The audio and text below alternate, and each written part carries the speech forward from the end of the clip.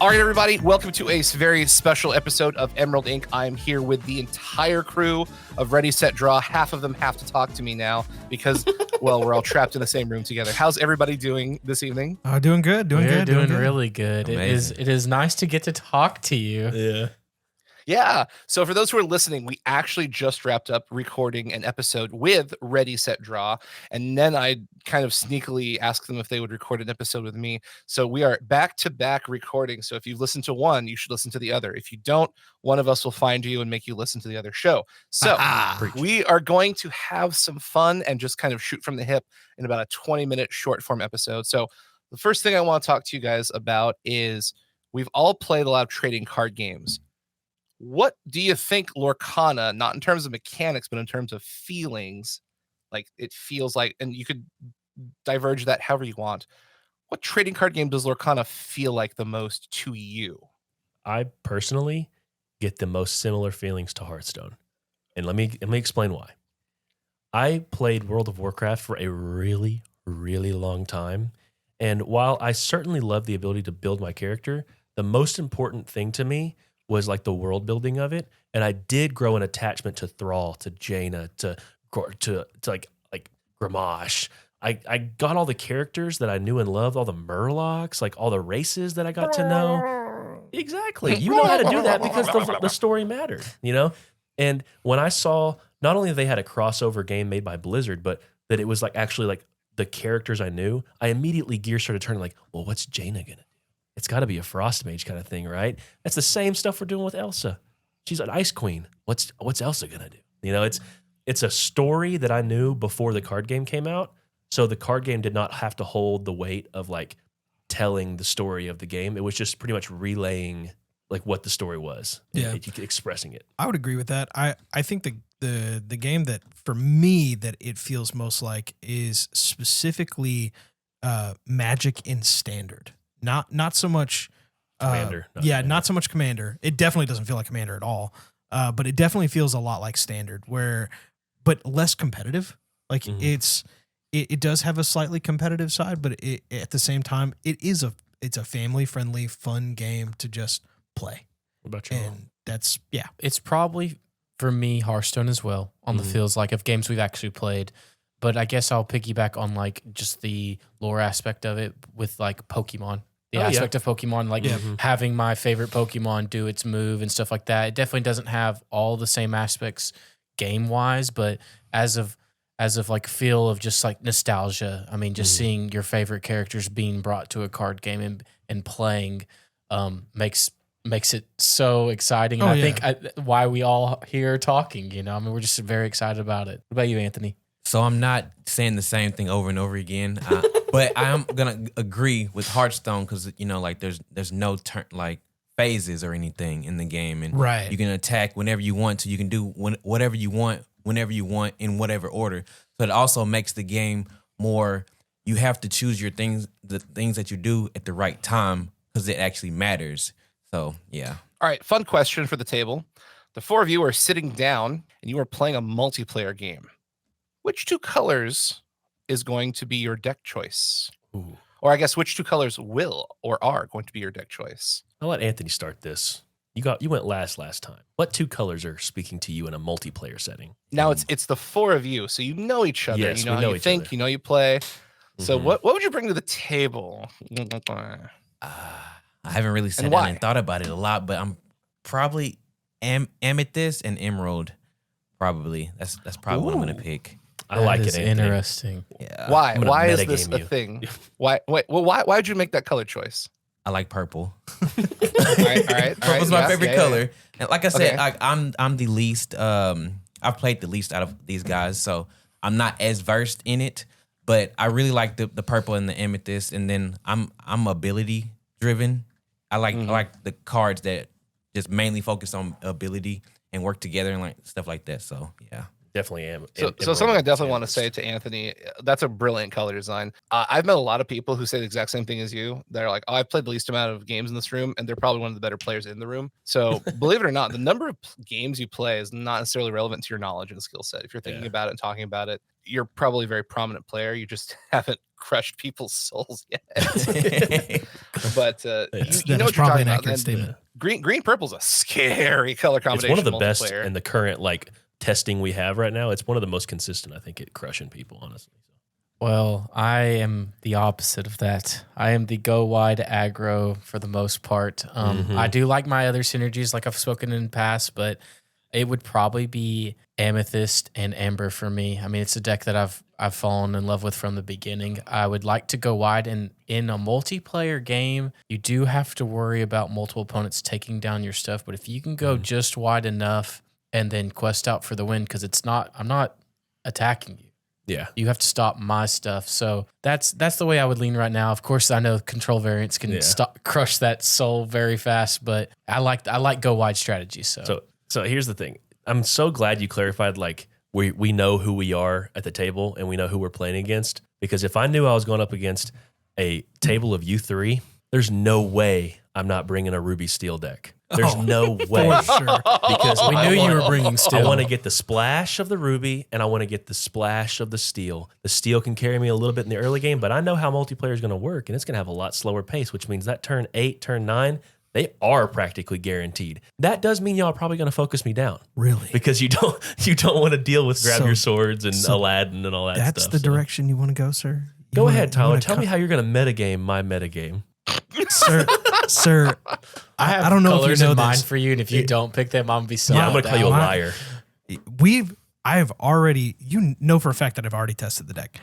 Amber Steel is the direction that I will go till the day that I die. You're lucky because the Steel is one-sided damage right now. They haven't really revealed anything that's damage to everything. Yeah, that's a wheel damage. Yeah, no, but oh man, just Amber Steel as a whole is just, it's so good at going wide and control. Like it's good at both. Gotcha. And the fact that it's not just in Steel that has bodyguards. Amber's got bodyguards too now. And that makes it so much better. And Stitch Rockstar is a freaking god by himself. He's a rock star. He shreds. He does. What's the next question, he's a little tiny boy, little tiny man.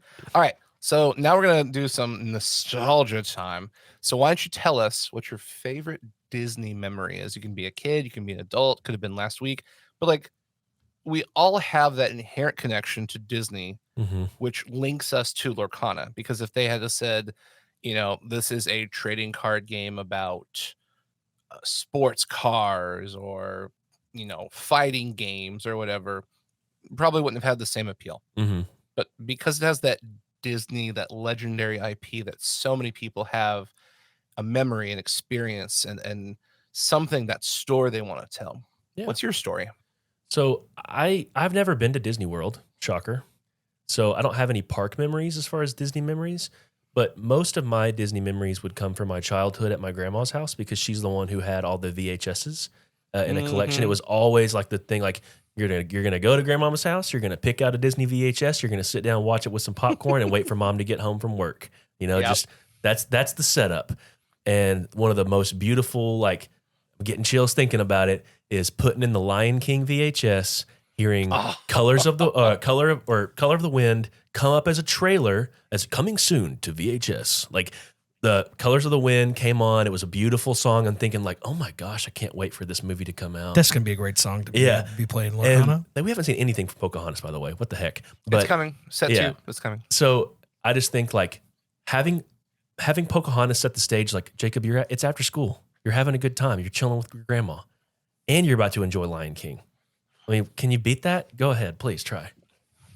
So yeah, I actually didn't watch a whole lot of Disney over at my grandparents' house, which is very, very interesting. But I had, in my closet, because I had a TV in my room and I had a VHS player in my room. In my closet, I had an entire bookshelf. And for those of you who had been to the house over on number 12 Stone Ridge, Nobody, trust me, I'm not there anymore, so I'm not worried You're not about doxing it. yourself. Yeah. For those of you who have been over there, you know about that particular giant bookshelf. Yeah. And so it had every single Disney movie that you could possibly think of, from Flubber to Lion King to Aladdin.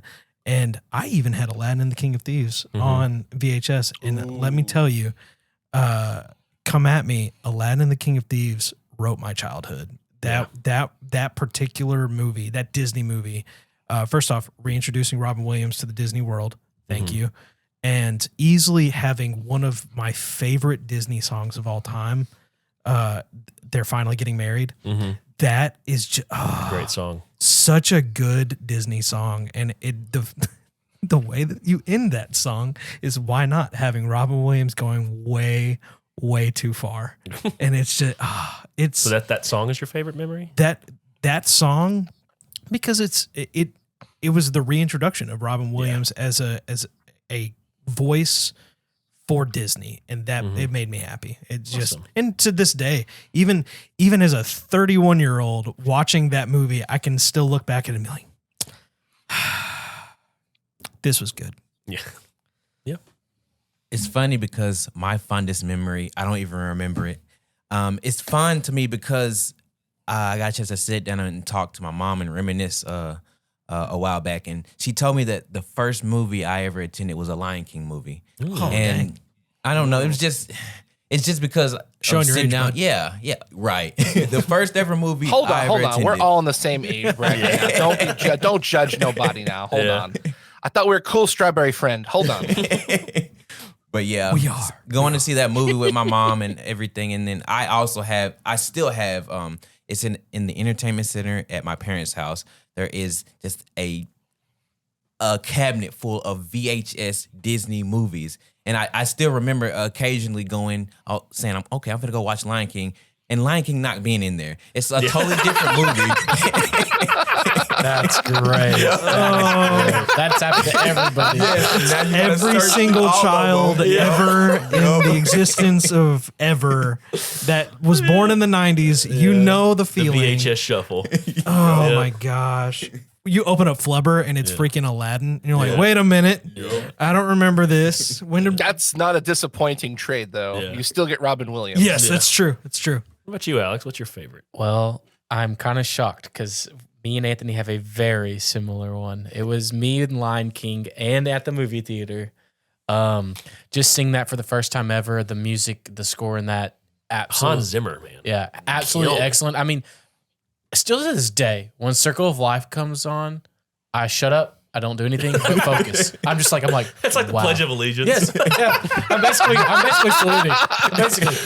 Basically, I focus on it so much, and I'm like, wow, what an absolute epic song. Yeah. And I mean, even the scene in the movie, and just the whole thing, and then like the whole curveball. Spoiler alert: Mufasa dies in it. If you haven't I seen cry it, every time, man. but Whoa, hold on now. Yeah. That's Since when? That- No, I'm just kidding. no. You can't tell people that Dumbledore dies. Now that's not cool, bro. Yeah, but basically that being in there too, just like throwing a twist as like a little kid, being like, "Wow, no one's safe." You know what I mean? Like Ned Stark of the 90s. exactly. But that same Bro, exact I didn't even thing. think about it movie that way. theater. Movie theater know. watching Lion King when I was Wonderful. young.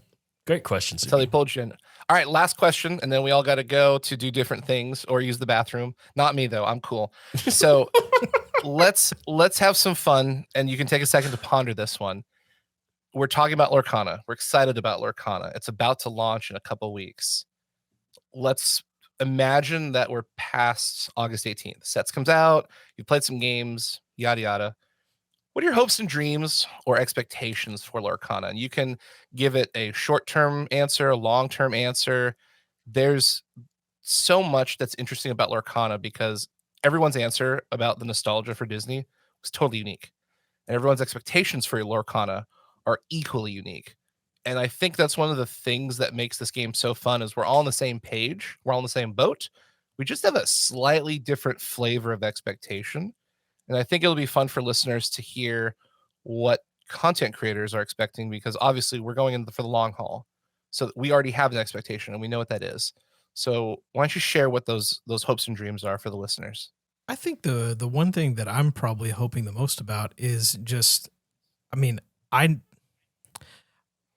in Yu-Gi-Oh, I was a pretty big competitive guy. I liked going to the regionals, and I liked playing in those bigger formats. I never played in a YCS, I never played in a nationals, but I did enjoy the bigger events, seeing all the people and playing one-on-one against somebody else.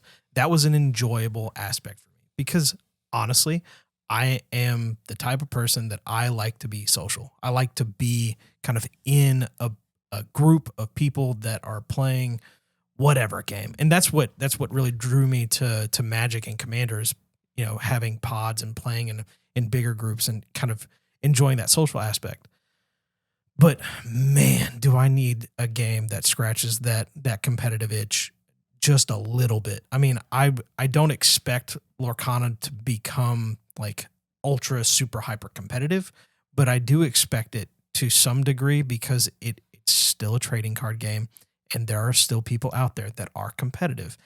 And I 100% expect that if they're going to make it last, and they're going to make it a viable game that you're going to see for years, you're going to want to lean on those people that want to make it competitive, because then you can make events, you can make things that draw people in, that they want to be a part of the community strictly because they're competitive.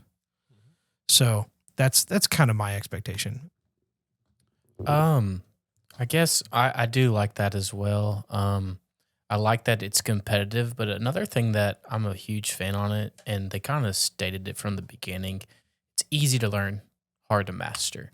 And I like that, and I think even Jacob spoke about this in a recent podcast, that he got to teach his nephews. Mm-hmm. I like that I can teach younger ones and like teach new people this game, because I mean, games like Pokemon and Yu-Gi-Oh that we all got in, they were simple when we first started, you know? Oh, and ridiculous. Being so simple, and just that's the card game that broke the barrier for us, and look at us now. I can't wait to see that for other people. You know what I mean? Just the excitedness and the Disney making it friendly. I mean, and entering on the ground floor, being able to play with your kids or with a spouse or something like that. Sure. I mean, because not all of our spouses are like super competitive into card games and stuff like that. But like, you can talk them into something that's pretty simple. It's turn based. You have these actions you can do on your turn. It's not, I can't do stuff on your turn. Yeah. So it's the simplicity of it is what excites me for the growth of the game. Oh, for sure. And the side tidbit note is the collector in me is very excited to have one of every card in the first set, and it's going to happen. Like, there's no doubt. So the collector in me as well. Okay, so mine, and I think everybody at this table at the very least knows where I'm going with this. Oh, for sure. But we talked about this in a few episodes back. And I get that, it may be way off. I get that, it may not even be healthy for the game or whatever. My man. Yes, give me that 5. Yes, so sir. Feel free to stop it here. I'm ready to see. Danger, Will Robinson. Like, I'm ready to see crossovers with almost anybody and everybody that has done something with Disney. Sugi, are you with us? And for are you me, with us? The one I want to see the most is Kingdom Hearts, and I do not care. Yeah, okay, I'm in. I'm in.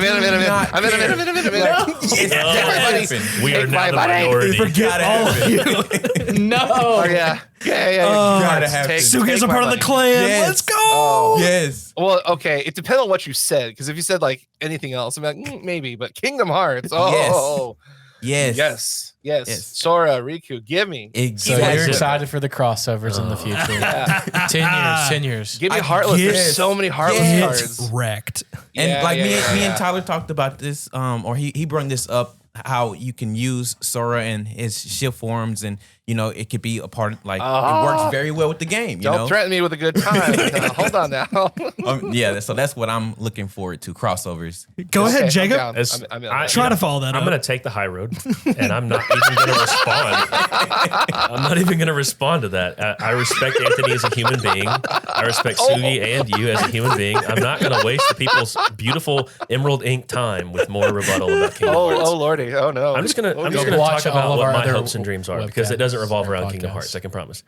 My hopes and dreams about Lorcana as a whole, I'd like to think about this like, where do you see yourself, Lorcana, in 5 years?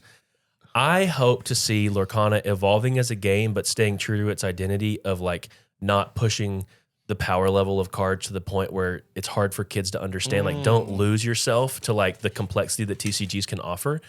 I would, to speak to your point, Alex, I loved your point about its simplicity being a good open and entry point. And I think it has to keep that. So my hopes and dreams are they take their time with the sets and don't try and just blow people's minds with what you can put on a card. Blow people's minds with like what you can have the characters do and the different ways to express those characters. Because with Dreamborn and Floodborn expressions of characters that we love, there are endless possibilities that they can take characters. And my hope and dream is that one day I can create a very fun and good all Aladdin deck or all Lion King all deck. 101 Dalmatians. Yes. Yeah. But bro, think about taking to a Commander deck. Commander in Magic is all about your self-expression and how you want to play the game and what kind of social experience you want to have with your own deck style. I love the feeling of like even playing a multiplayer game of Lorcana at your LGS and saying, hey, I brought my Aladdin deck. And people were like, what do you mean? Is it the Emerald Ruby oppressive Aladdin lore stealing deck? No, it's actually just Aladdin. All Aladdin characters and nothing else. You know, Good luck. It's just I just want to tell the story of Aladdin through cards, guys. And that to me is like maybe that's way down the line as far as like having enough cards to be viable. Choices. Yeah, but something like that where I can fully express myself. Jasmine? I look forward to that day where I can multicolor characters. Yeah. It's coming. I hope so. Split color Yeah, characters. great would be question amazing. again. Split color. All right, last question. This is a super fun, super fast one. You have to get a tattoo. It'll be on your arm. Everyone can see it. What color of the 6 colors do you tattoo onto your arm? Ruby, done. Amber, done. Dang it, I knew you were going to say that's why we're you sick. Guys, Amber's about togetherness. Just get half the tattoo on your arm and half the tattoo on your arm. Amber forever.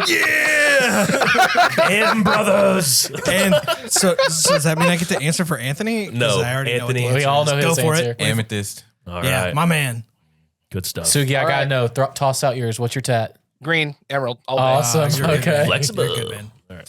I mean, I got to have answers to all your questions. All right. Well, that's it. We're done. 20 minutes is over. Someone's got to go to the bathroom. It's not me again. I want to clarify that. So, Ready, Set, Draw team, tell us where we can find you, where people can connect with you, and what are you going to be brewing on your next episode? Not the one we just recorded. Yeah. One after get the one there. we just recorded. All right. Well, you can find us at ReadySetDrawTCG on both Twitter and YouTube. We are also ReadySetDrawTCG on Spotify. We have this podcast that we were just finished recording before this Emerald Ink recording.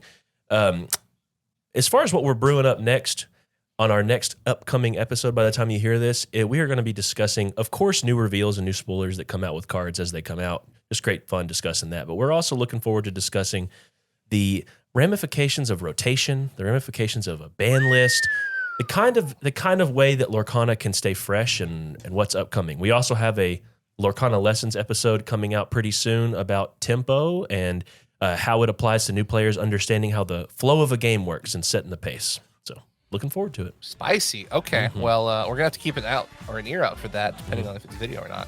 But thank you so much for coming on. It has been a blast. We will see everyone next time on Emerald Ink. Thanks for watching or listening or both. Wah!